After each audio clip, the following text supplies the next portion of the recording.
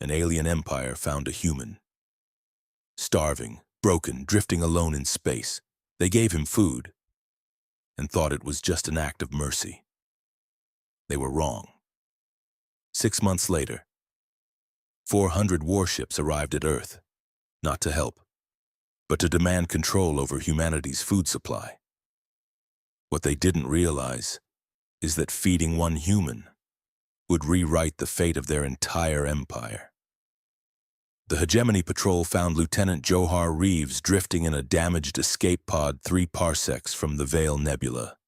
He was skeletal, delirious, his suit's recyclers long dead. When the Korath commander Thalrek extended a nutrient canister through the airlock, Reeves wept. That single act of mercy would reshape the galaxy. 6 months later, Earth's orbital defense grid detected the approach of a Hegemony enforcement fleet. 400 warships, spanning 20 kilometers of void, their hulls studded with weapons that had burned civilizations to ash. At their head flew Thalrek himself, now bearing the rank of sector adjudicator, here to collect tribute from the fledgling human worlds.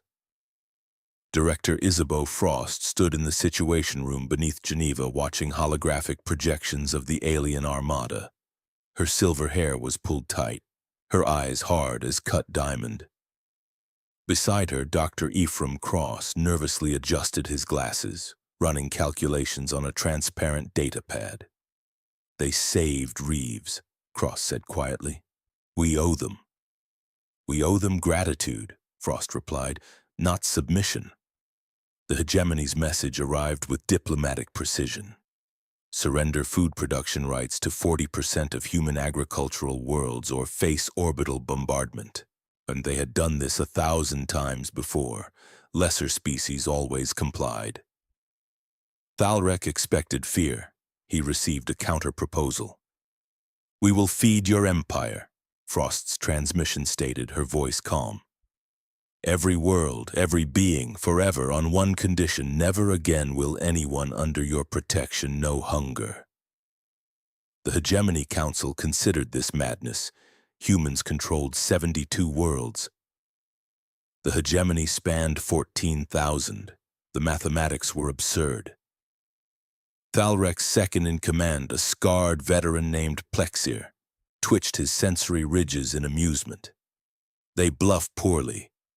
But Thalrek remembered Reeves, remembered the human's hollow eyes, the desperation, remembered his own moment of compassion.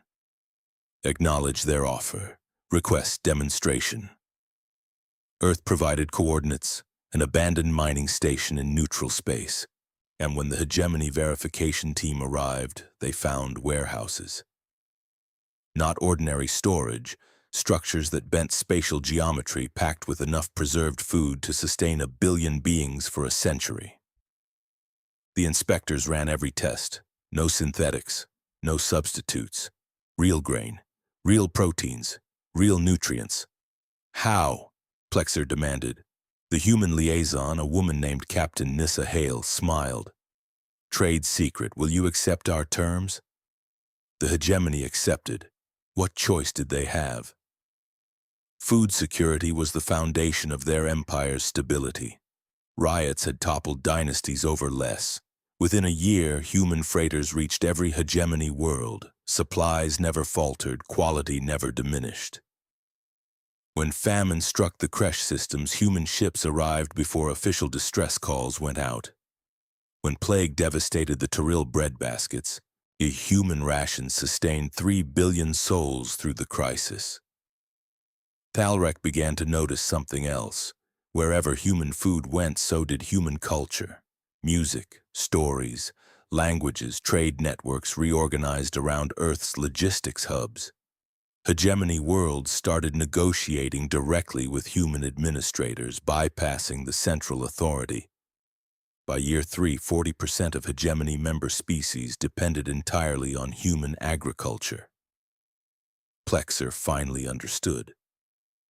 "They're dismantling us without firing a shot." Thalrek stood on his flagship's observation deck, watching a human convoy pass. He'd ordered their destruction twice, Both times his finger had frozen over the firing command. His people ate human food. His homeworld's children sang human songs. His own daughter wore a pendant shaped like Earth. The weapon wasn't a gun, and it was dependence. When the Hegemony Council convened to discuss the human problem, they discovered a horrifying truth. Cessation of food shipments would cause empire-wide collapse within 3 months. Starvation, chaos, civil war. Humanity had made themselves indispensable. Director Frost's final transmission to the Hegemony was brief. You gave food to one lost soul. We made sure no one would ever starve again. Your empire is ours now, not through conquest, but through care. Resist and you murder your own people. Accept and we all prosper. Thalric closed his eyes. He thought of Reeves weeping with gratitude in that pod. He thought of his daughter, healthy and fed. He thought of an empire built on dominance, now sustained by mercy. He broadcast his surrender to all Hegemony worlds.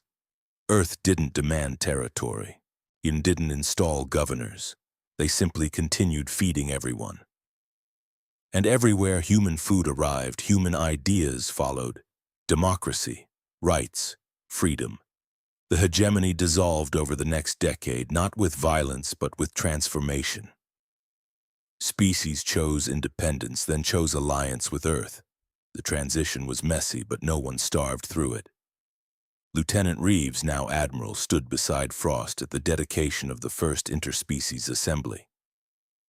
They saved my life with a nutrient canister, he said. Frost nodded, and we saved theirs with patience. Sometimes the strongest weapon is the one that feeds rather than kills. The galaxy learned a new truth that day. Humanity's greatest power wasn't destruction. It was the simple refusal to let anyone suffer alone. What would you do with such power? Share your thoughts below. Could and follow for more stories where humanity's strength lies in unexpected places.